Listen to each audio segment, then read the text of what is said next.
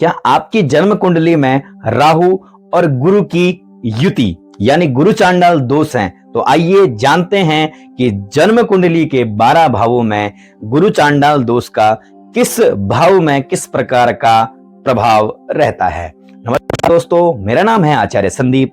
आज हम इस वीडियो के माध्यम से आपको बताएंगे कि गुरु चांडाल दोष का किस भाव में किस प्रकार का असर पड़ता है। सर्वप्रथम हम बात करेंगे राहु यानी सभी प्रकार के अवैध लक्षणों का अनुयायी ग्रह।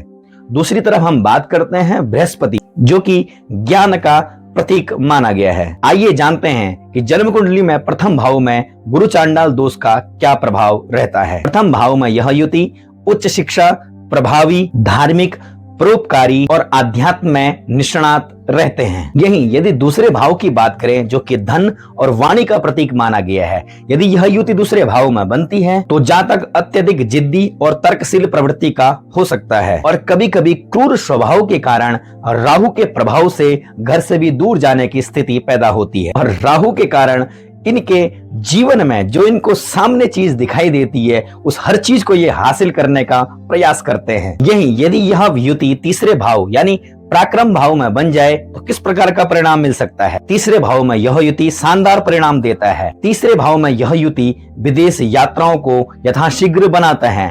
वहीं तीसरे भाव में इस युति से जातक को मीडिया, दूरदर्शन इत्यादि चीजों में ख्याति प्राप्त होती है और साथ में लेखन कौशल इत्यादि उसका काफी अच्छा रहता है। चौथे भाव में यदि यह युति बन जाए तो जातक अपनी मां के प्रति अत्यधिक स्नेह रखता है। अगर यह युति पांचवें भाव में बन जाए तो जातक बुरी आदतों में जल्दी जाने लगता है और शादी के पश्चात भी थोड़ा सा गैर संबंध रखता है। ऐसे में जातक विद्वान तो होता है, परंतु मानसिक स्थिरता न होने के कारण से शिक्षा में भी सफलता जल्दी नहीं मिलती। छठा भाव यानी रोग, ऋण और शत्रु, यदि यह युति छठे भाव में बन जाए तो जातक को धन हानि के काफी ज्यादा योग रहते हैं। यह युति छठे भाव में होने के कारण से जातक अत्यधिक ऋण में रह सकता है और ऐसे जातक का जो इंटरेस्ट है वो शेयर मार्केट के प्रति अत्यधिक जाता है। यदि यही इसके अच्छे परिणामों की बात किया जाए तो इस भाव की युति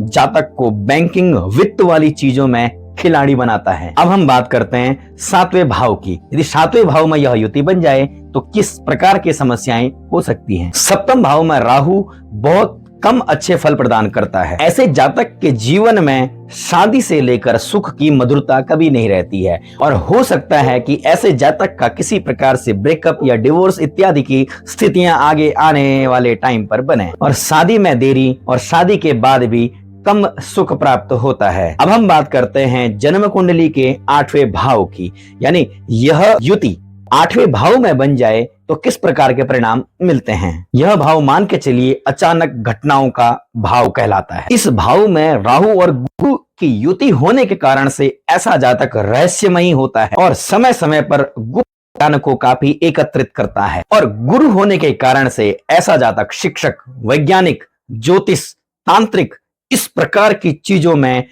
पद प्राप्ति कर सकता है। अब हम बात करते हैं नवा भाव यानी धर्म यानी भाग्य का भाव।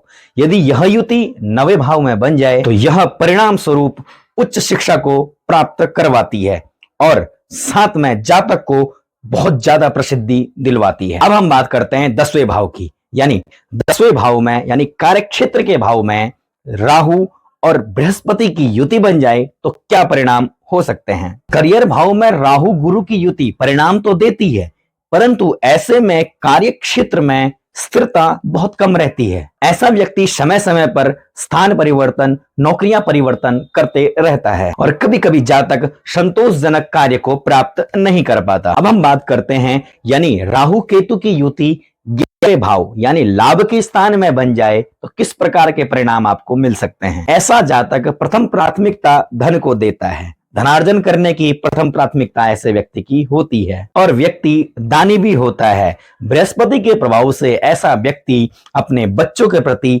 अत्यधिक स्नेह रखता है। अब हम बात करते हैं 12वें भाव यानी जन्म कुंडली का लास्ट वाला भाव, जिसको हम व्यय या विनाश या विघटन का भाव भी मान सकते हैं। यदि जातक की जन्म कुंडली में 12वें भाव में राहु और गुरु की युति बन जाए तो ऐसा जातक मानसिक पीड़ा से अत्यधिक ग्रसित रहता है और शारीरिक पीड़ा से भी ग्रसित रहता है और भूमि से भी किसी प्रकार से उसको समस्याएं प्राप्त हो सकती है। यदि आप अपना कुंडली विश्लेषण करवाना चाहते हैं तो आप हमारे नीचे दिए गए हुए नंबरों पर हमसे संपर्क कर सकते हैं।